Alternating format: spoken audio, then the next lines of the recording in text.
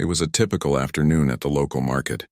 People milled about, baskets and carts filled with fresh produce and groceries. The aisles were crowded, the usual hum of conversations filling the air as people exchanged small talk with vendors and each other. Among the crowd was an FBI agent who, after a long day of work, had decided to take a break and do something as simple as shop for groceries. She wasn't wearing her usual uniform, which was a tactical one, filled with badges and gear. Today, she was just another woman in jeans and a simple shirt, blending in with the everyday shoppers. She wandered down the aisles, taking her time. Her day had been exhausting, and she was looking forward to going home, putting her feet up, and relaxing. As she strolled past the produce, picking out a few vegetables for dinner, she never expected that the peaceful atmosphere would soon be shattered. She noticed a man at the end of the aisle, a police officer she didn't recognize. He was staring at her, his expression cold. She didn't pay him much mind at first, assuming that he was just another shopper or perhaps an off-duty officer taking care of his own errands. But as she continued, she felt the weight of his gaze. The officer was tall, his posture rigid and authoritative. He stood near the entrance as though waiting for something or someone. His eyes never left her as she moved further down the aisle. There was a momentary glance between them, and then, before she could fully process it, he was approaching her, moving quickly. The agent paused in her tracks, a sense of unease creeping into her thoughts. There was something about this man that didn't feel right, something in the way he moved that made her instincts kick into high gear.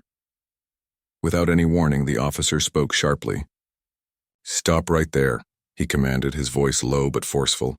The agent froze, confusion spreading across her face as she tried to gauge the situation. She could sense the tension in the air, the unease that was beginning to spread through her. This was no ordinary encounter. This was not the friendly exchange of a passing stranger. Something was wrong. The officer took another step closer, his hand moving to his belt. In that moment, the agent's heart skipped a beat. She could feel the sudden shift in the atmosphere around her. The market, once filled with the sounds of chatter, had gone completely still. People around them began to notice the interaction, some looking on curiously, others clearly sensing the tension. She knew she had to remain calm. This could go south in an instant if she let her guard down. Then, as if confirming her worst fears, the officer drew his weapon. The gun gleamed in the fluorescent light of the store. Her mind raced. Was this a robbery? A random act of violence? No, this didn't feel random. This was something deliberate, something personal. The officer had aimed the gun directly at her, his finger hovering near the trigger. For a split second, she stood motionless, her instincts screaming at her to act but not knowing what move would diffuse this volatile situation. The agent's training kicked in as she took a small, measured step back. She slowly raised her hands, her movements calm but purposeful, trying not to escalate the situation further. She spoke in a controlled voice. "I'm not a threat," she said, trying to reassure him. But her words did nothing to ease the tension in the air. The officer didn't respond right away. His eyes remained locked onto hers, the look in his gaze unreadable. He wasn't making any move to lower the weapon, and in that moment she realized that he wasn't thinking clearly. The agent's mind raced. This was no longer just about her safety. This was about keeping the situation from spiraling out of control. If she didn't act, if she didn't take command of the situation, this could end tragically. "Who are you?" the officer finally demanded, his voice trembling slightly as he aimed the gun more directly at her chest. He wasn't sure what to make of her calm demeanor, her stillness in the face of imminent danger. He had expected fear, panic, but instead he saw nothing but poise and focus. "I'm with the FBI," she replied, her voice steady, even though her heart was pounding. She could feel the weight of his disbelief, the confusion in his eyes. He didn't believe her. It was clear. The agent reached slowly for her badge, careful to not make any sudden movements that might cause him to act out of fear. The officer's gaze flickered down to her hands, which were now just inches from her waist where the badge was tucked into her jacket. For a brief moment he hesitated. His finger tightened on the trigger. Was this some kind of trick? Was she lying? His mind swirled with irrational thoughts, thoughts clouded by an old and dangerous prejudice that had taken root deep within him. But as he saw her badge emerge, his face shifted. The confusion deepened. The agent's hand was almost there, and in that fleeting moment she could feel the tension in his body. He was on the edge, not knowing whether to trust her or treat her as a threat. His weapon remained steady, but she could tell it was becoming harder for him to hold it. She was close now, and with a deep breath she revealed her badge. She could see his eyes widen as he looked at it, and for a brief second everything froze. The weight of the moment was undeniable. She had just revealed her true identity. But that didn't mean the danger had passed. The officer, still holding the gun, took a step back, his face suddenly pale. The agent's mind raced.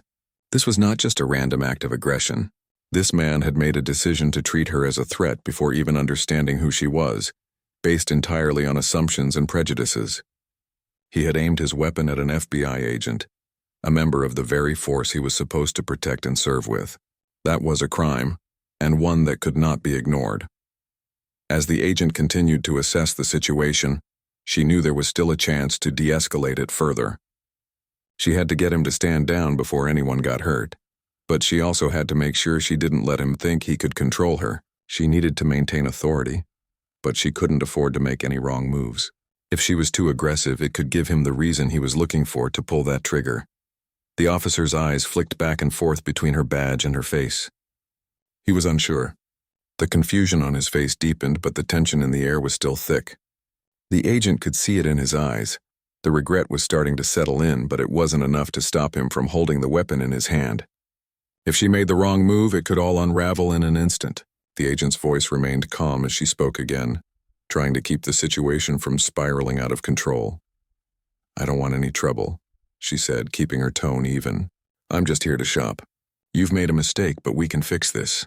Put the gun down." But the officer's mind was already racing. He wasn't prepared for this. He wasn't ready to back down.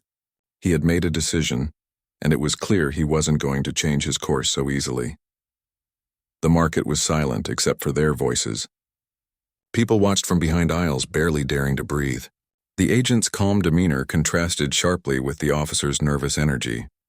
It was a battle of wills now, and the next few moments would determine what direction this encounter would take. Would it end in tragedy or resolution?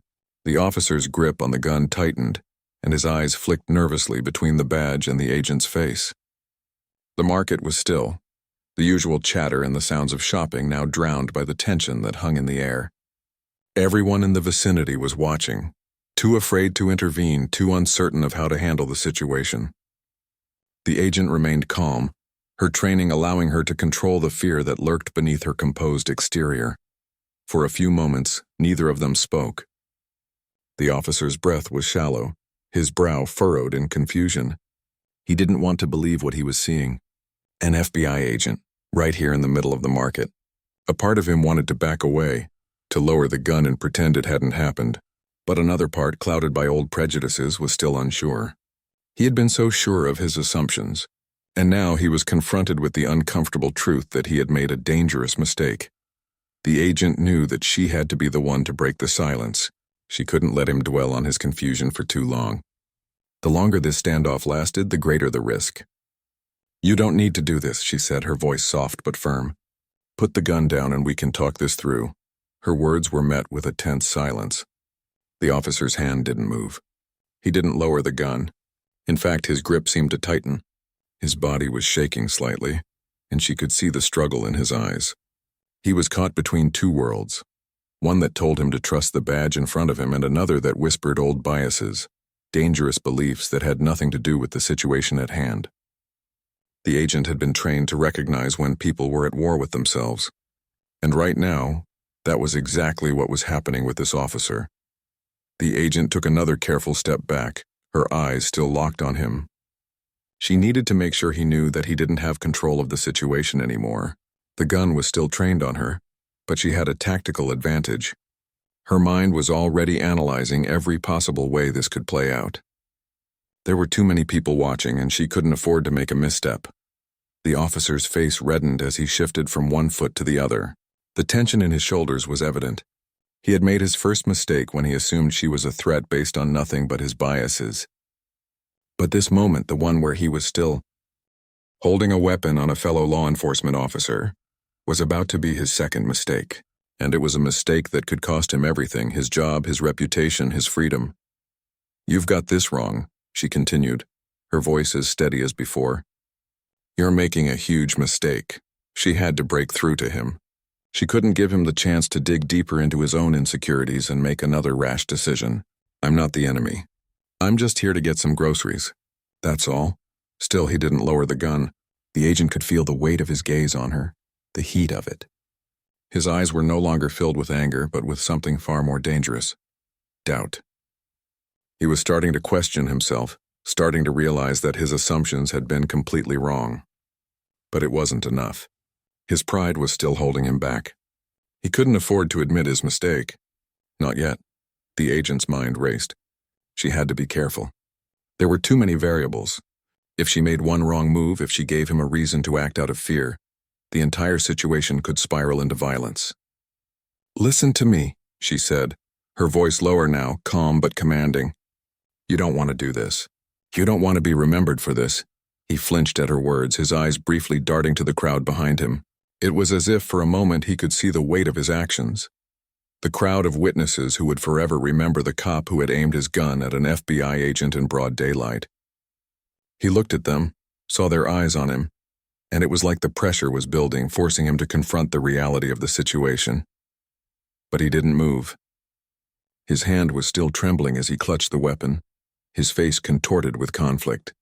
He wanted to back down, but there was a stubbornness in him, something that told him to keep the gun pointed, to prove that he was in control. The agent had to do something. She had to make him see reason. But she also couldn't push too hard. This was a dangerous game they were playing. Her gaze never left his as she spoke again, her tone a little softer this time, as if she were speaking to a person who could still be reached, rather than someone who had already crossed a line. This isn't you. This is the fear talking. It's clouding your judgment. She didn't know him, but she knew people like him. She knew the kind of fear that built walls between people, the kind that led to mistakes that couldn't be undone. He wasn't a bad man, not deep down. She could see it in his eyes, in the hesitancy that lingered. I don't want to hurt you, she said gently. I'm not your enemy. The officer's jaw clenched as he stared at her. For a long moment it seemed like nothing was going to change. Then, just when she thought he was about to make a choice, a new voice broke the tension. Put the gun down. The voice came from the side, sharp and authoritative. The agent's eyes flicked to the left and she saw the police chief approaching. The officer's grip loosened slightly, and his eyes widened in shock. The chief was striding toward them, his eyes locked on the officer. There was no mistaking the power in his presence. He was the one in control now. The officer, still holding the weapon, turned his head slightly, but he didn't lower the gun. The police chief was getting closer, his steps purposeful, his face a mask of disappointment and anger. The crowd around them parted slightly, giving the chief space to reach the officer. The chief's gaze never wavered from the officer as he spoke again, his voice cold, commanding. Put the weapon down now. The officer hesitated for a moment, and then finally he lowered the gun. His shoulders sagged as he released the tension that had been building in his body. The agent let out a breath she didn't even realize she had been holding. The chief reached the officer and without another word placed a hand on his shoulder. There was no need for more words. The officer knew what was coming. His career was over. He had crossed a line that couldn't be uncrossed, and there was no going back. The chief didn't need to say anything more. His actions spoke volumes. The agent, still in disbelief over how quickly the situation had escalated and how narrowly it had been avoided, stepped back. She watched as the officer was escorted out of the market by the chief, his head hanging low. She could hear the murmurs of the crowd around her, but she was too focused on the officer's retreating figure to pay attention. The market was quiet now, the usual hustle and bustle replaced by the lingering tension of what had just occurred. The agent stood there for a moment longer, trying to calm her racing heart. It was over. She was safe. But the weight of what had almost happened stayed with her. She wasn't just shaken by the events that had unfolded. She was also reminded of something important, how quickly fear could cloud judgment and how sometimes one person's assumptions could change everything. As the chief and the officer disappeared from view, the agent took a deep breath, her body relaxing. The tension in the air had finally begun to dissipate. The market was slowly returning to normal, but the memory of what had almost happened would stay with everyone who had witnessed it. It was a stark reminder of the fine line between order and chaos, and how quickly a situation could escalate into something deadly. After the tense confrontation at the market, things seemed to return to normal. But the agent couldn't shake the feeling that the day was far from over. The officer had been escorted away by the chief, his career ruined, and yet she couldn't help but think about what had just happened. How had it gotten to that point? The simple, mundane task of grocery shopping had turned into a moment of life or death. It wasn't just about her safety anymore. It was about something far deeper, something that lingered in her thoughts. As she stood in the now quiet market, still processing what had just occurred, her phone buzzed in her pocket. It was a message from her partner at the FBI. She read it quickly. "Are you all right?" The agent sighed, her breath heavy, and texted back, "I'm fine, but I need to talk." Her partner replied almost instantly, "Where are you?" "I'll be at the office soon," she typed back, not sure whether she was ready to talk about everything that had happened, but knowing that she couldn't keep it all inside. The events of the day had shaken her, and she needed someone who understood what she had just gone through. As she walked out of the market, her mind began to process everything, running through the moments of the standoff again and again. She couldn't help but wonder if the officer would ever realize the gravity of what he'd done. A part of her felt sympathy for him, but the larger part felt angered by the simple truth. He had almost taken a life based on a stereotype, a judgment passed without reason. He had been quick to assume she was a threat because of her race and her job. The assumptions, the biases. It wasn't just about one officer's actions. It was about a system that allowed these beliefs to fester.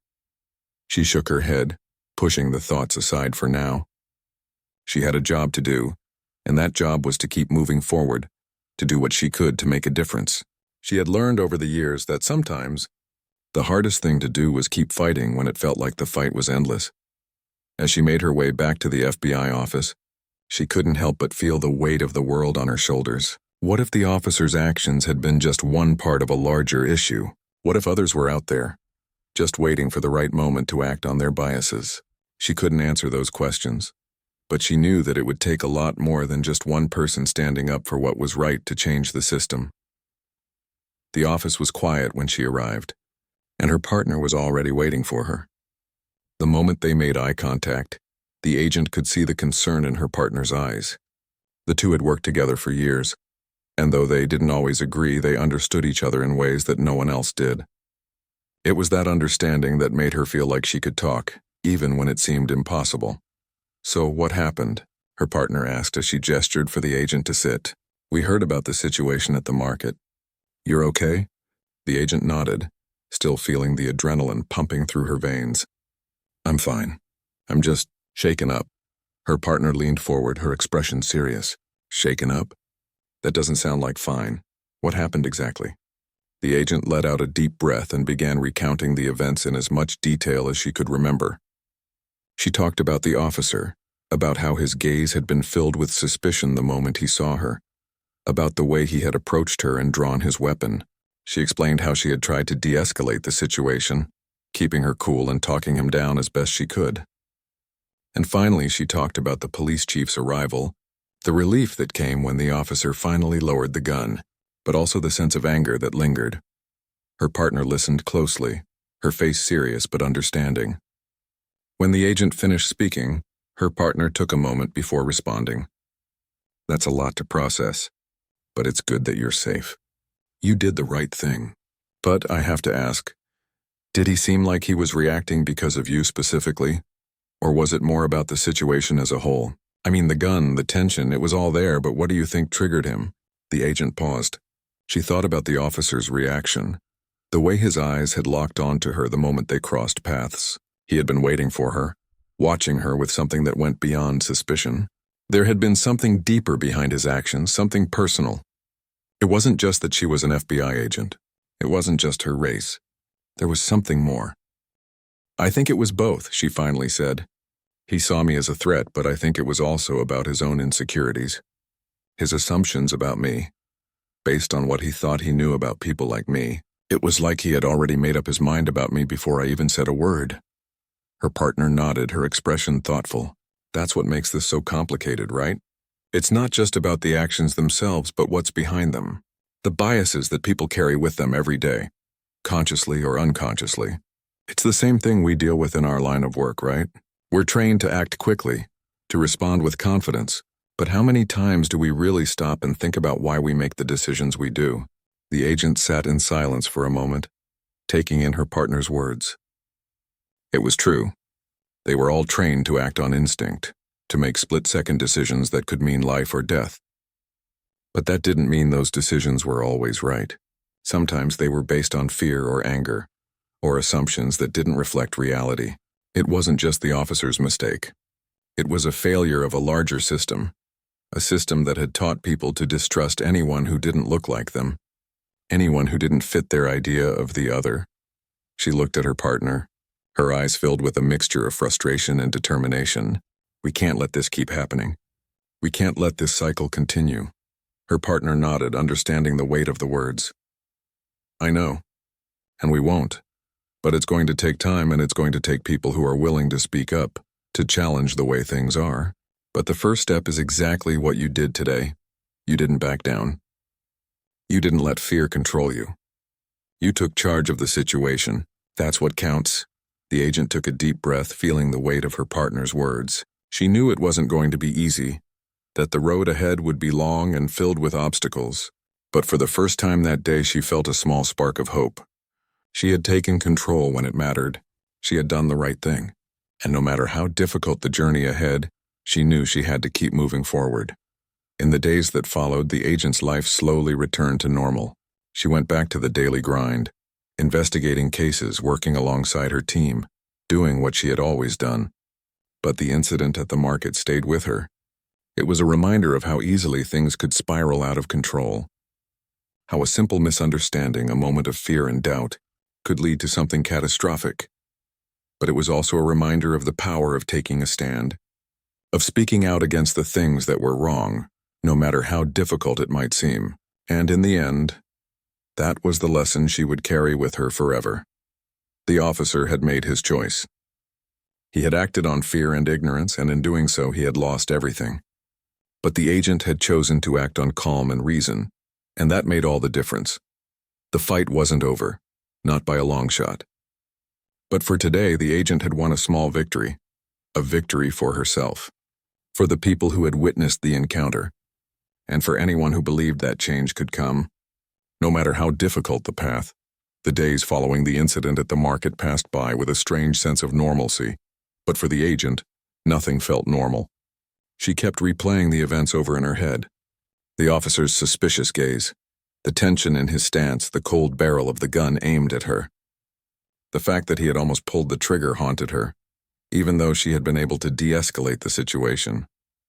What if she hadn't been so calm? What if things had escalated differently? The thought was unbearable. She knew that the incident wasn't an isolated event. There were so many officers who, like the one at the market, carried their own biases, their own assumptions. It wasn't just about that one officer. It was about the system that allowed people like him to exist in positions of power, and the way fear could so easily cloud judgment. The agent was called into the office one morning. She knew it was coming. The investigation into the officer's actions was underway, but it was more than just an investigation into one officer. The higher-ups wanted to know if there was more going on, if there was a bigger problem within the force, something that needed to be addressed before it spiraled out of control. The agent walked into the conference room where her boss and a few other senior officials were gathered. The room was filled with quiet tension. She could sense that they were all trying to figure out how to handle what had happened. She wasn't sure whether they saw it as a warning sign of a larger issue, or simply as an isolated incident. But either way, they were looking to her for answers. She took a seat and waited for them to begin. Her boss, the one who had always been supportive of her, spoke first. "We know what happened at the market, and we know that you handled the situation with incredible professionalism.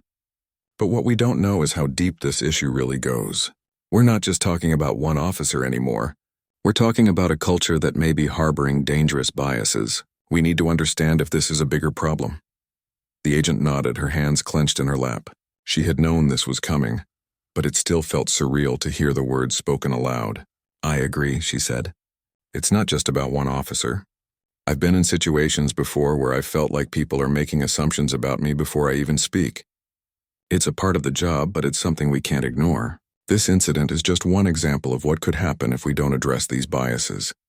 Her boss leaned forward. What do you suggest we do about it? The agent took a deep breath. We need training. Real, thorough training that helps officers recognize their biases, not just the ones they consciously hold, but the ones they don't even know are there. It's not just about diversity programs. It's about teaching them to see past stereotypes and to understand the full picture when they interact with people. We need to create an environment where officers feel comfortable addressing their own biases, where they don't feel like it's a weakness to acknowledge them. The room was quiet as everyone processed her words. She could feel the weight of their gazes on her, but she didn't falter. This was something she believed in with every part of herself. The system had to change, and it was going to take more than just one person to do it. Do you think that training will be enough? Her boss asked after a long pause. No, she answered honestly. Training is just the first step. We need to build a culture of accountability. We need a system in place where officers are held responsible when they act on their biases, when they make assumptions based on race, gender, or any other factor that has nothing to do with the situation at hand. There should be consequences. We need to make sure that everyone, from the newest recruit to the highest-ranking officers, understands that bias is unacceptable. It's not just about arresting the offenders. It's about preventing this from happening in the first place. Her boss seemed to consider this for a moment before nodding. All right, we'll move forward with the investigation.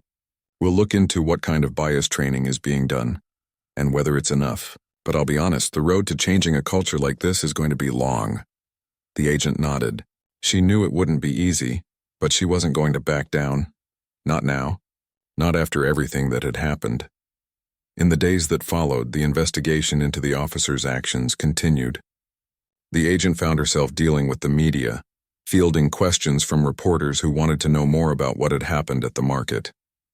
The story was everywhere, and while the officer was being held accountable for his actions, the public's perception of law enforcement was being questioned more than ever. The agent didn't shy away from the attention. She knew that this was a chance to make a difference, to help shift the conversation away from just the one incident and toward the larger problem. She spoke openly about the need for reform, the need for officers to be trained to recognize their biases, and the importance of holding everyone in law enforcement accountable for their actions. As the weeks passed, there were small victories. More discussions were being had about bias training. More departments were reaching out to her for advice on how to implement reforms. But there were also setbacks. There were still people within the force who didn't want to acknowledge that bias existed. They didn't want to admit that their own actions, the way they treated certain individuals, might be influenced by things they didn't understand. The agent remained resolute. She knew that the fight wasn't going to be easy, but she also knew that change was possible. She had seen it before, in the way people could grow when they were given the tools to do so. It wasn't about tearing everything down. It was about building something better. One afternoon, as she sat in her office going through case files, she received an unexpected visitor. It was the officer from the market. He had been called in for questioning as part of the investigation, but he had requested to speak with her directly. The agent was unsure what to expect, but she agreed. When he walked into her office, he looked different. He wasn't the same man who had aimed a gun at her in the market. His face was tired, and there was a sense of shame in his eyes. He looked like someone who had finally come to terms with what he had done. "I just wanted to apologize," he said quietly, his voice rough. "I made a mistake, and I don't know why I let my fear control me like that. I don't know if I can ever make up for what I did, but I just wanted you to know that I'm sorry." The agent looked at him for a moment before nodding. She had always believed in accountability, but she also believed in redemption. People could change if they were willing to confront their own mistakes. "I appreciate your apology," she said, "but the work isn't done. It's about more than just saying sorry. It's about making sure this doesn't happen again, not just for you, but for everyone." He nodded. "I understand. I'm going to do whatever it takes to change." It was a small step, but it was a step in the right direction. The agent knew the road ahead was still long, but this was a beginning. It wasn't over, not by a long shot, but they were moving in the right direction.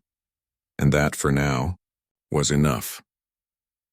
Months had passed since the incident at the market, and while the tension had subsided, the agent still carried a sense of unease.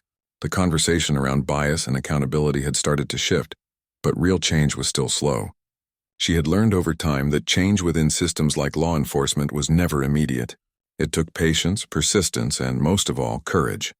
The agent continued her work, focusing on investigations, but her attention was always partly on the progress being made in the department. There were days when she felt optimistic about the future, especially when she saw her colleagues attending training sessions or engaging in discussions about bias. But there were also days when she felt like the system was pushing back, when certain officers seemed unwilling to even acknowledge that they could be part of the problem. Still, the agent refused to back down. She had been at the heart of something that could make a real difference, and no matter how many setbacks she faced, she knew she couldn't stop fighting for it. One morning, she received an unexpected call.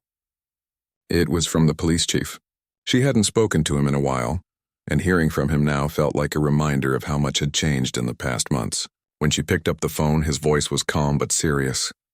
"I need to speak with you," the chief said. "Can you come to the office?" The agent agreed and arrived at the station within the hour. When she walked into the chief's office, he gestured for her to sit. She noticed that his demeanor was different. There was a heaviness to his expression, like he had something important to say. "Something's come up," he started. "It's about the officer involved in the market incident." The agent felt her stomach tighten. She had assumed that after everything that had happened, the officer would have been permanently removed from duty, but she wasn't sure what new development the chief was referring to. "What happened?" she asked, trying to keep her voice steady. "He's been suspended," the chief replied, "but it's not just about him anymore. We've been reviewing a number of other cases, and we found patterns of bias, racial profiling. It's not just one officer, not just one incident." The agent sat back, shocked.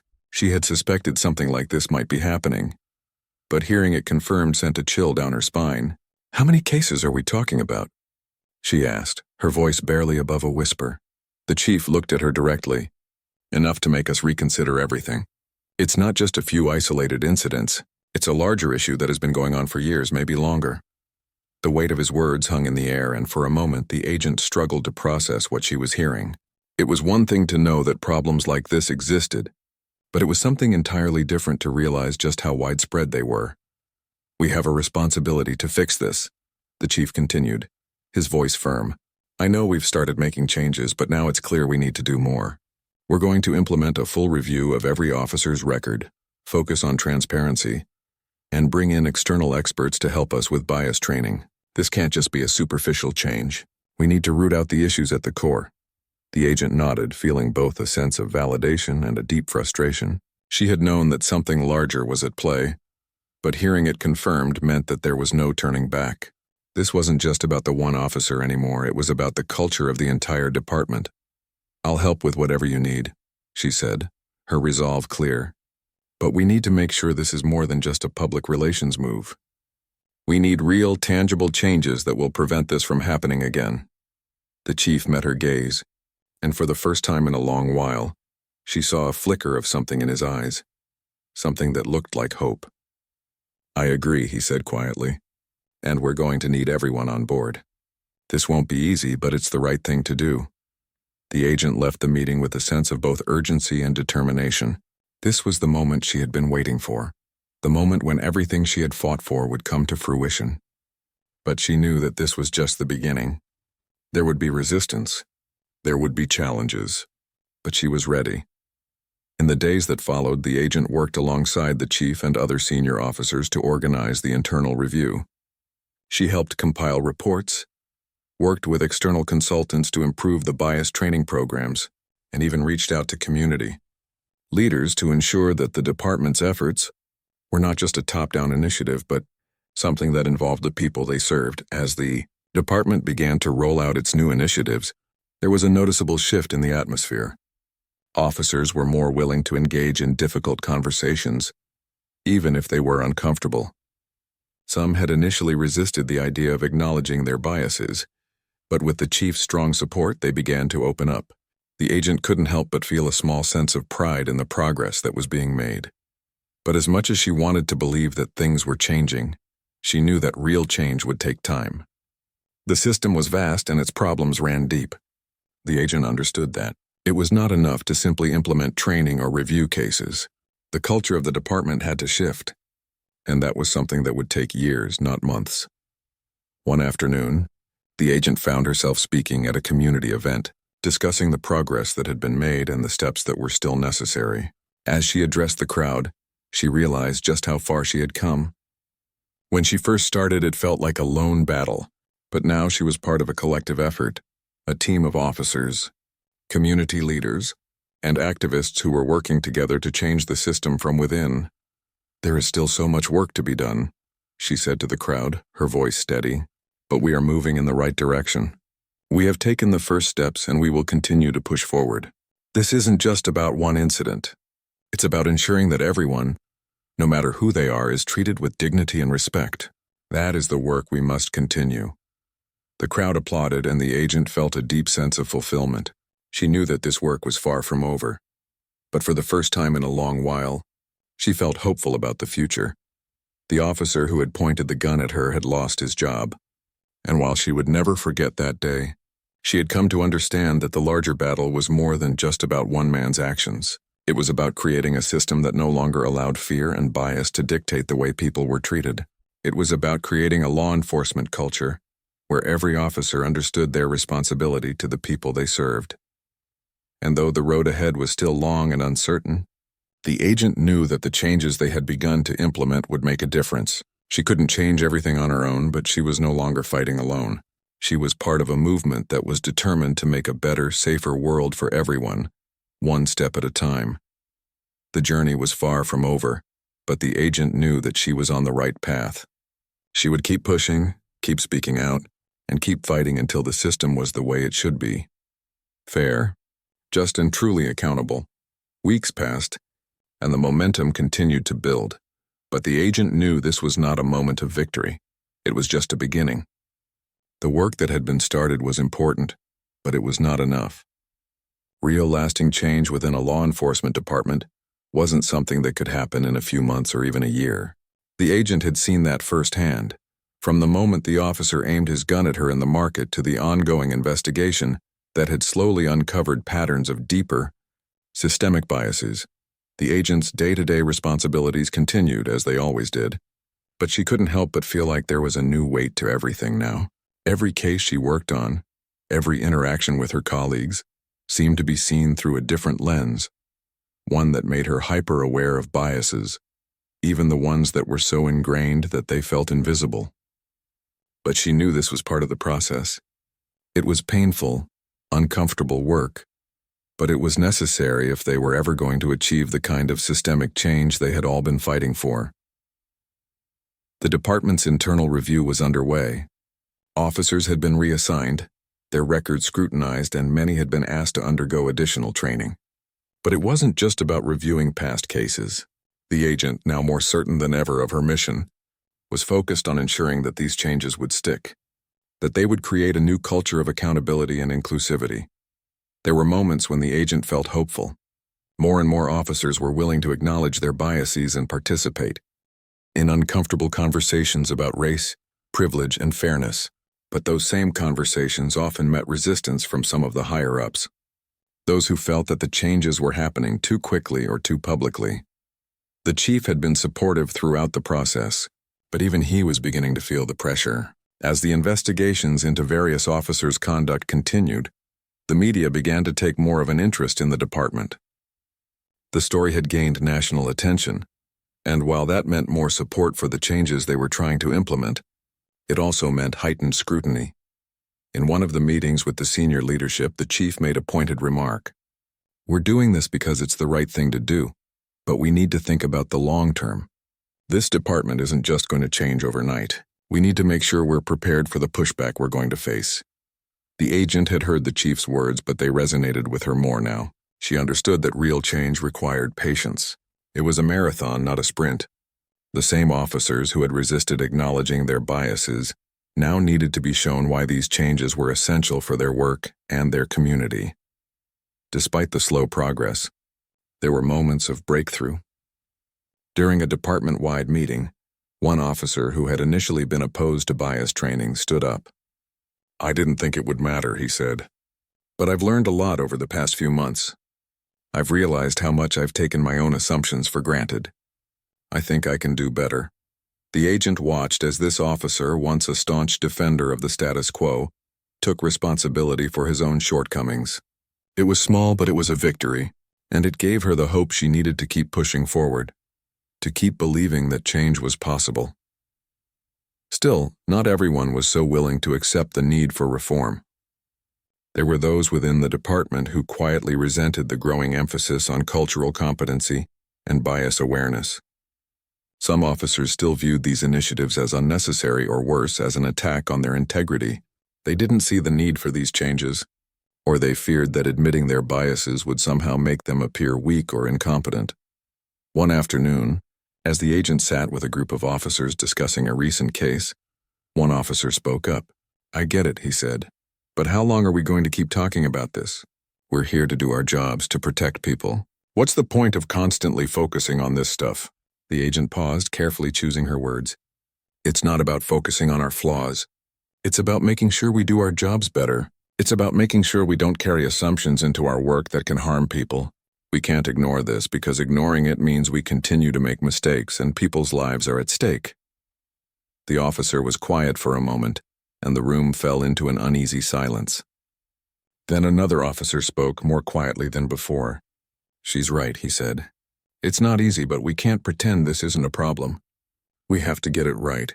People are depending on us. It wasn't a large shift, but it was another small victory." The agent knew that pushing for this kind of change would never be easy, but it was moments like these that kept her going. One evening, as the agent sat in her office reviewing reports and catching up on paperwork, she received a call from a former colleague who now worked with a national civil rights organization. They had heard about the department's efforts and wanted to meet. The agent had been working hard to keep the department's efforts focused internally, but she knew that real change would require outside support as well. The conversation with her colleague reinforced that the department's efforts had caught the attention of those in the civil rights community. They wanted to help, and more importantly, they wanted to ensure that the changes weren't just surface level but would have lasting, tangible impacts on the community they served. The agent agreed to meet with the colleague the following week, excited about the possibility of further collaboration. She understood that the work she was doing within the department was just one part of a much larger picture. If real systemic change was going to happen, it needed to be supported by the people who had been affected by law enforcement's biases for years. She needed the voices of the community as much as she needed the support of the department. As the investigation into the department continued, more officers came forward, willing to admit their mistakes and share their experiences. It wasn't easy, but it was happening. Slowly, the department was transforming, and it was clear that the culture was changing. It was not perfect, and it would never be without its challenges, but it was becoming something better. The agent could see that the work wasn't just about eliminating biases. It was about building trust. Trust with the community, trust among officers, and trust in the system as a whole.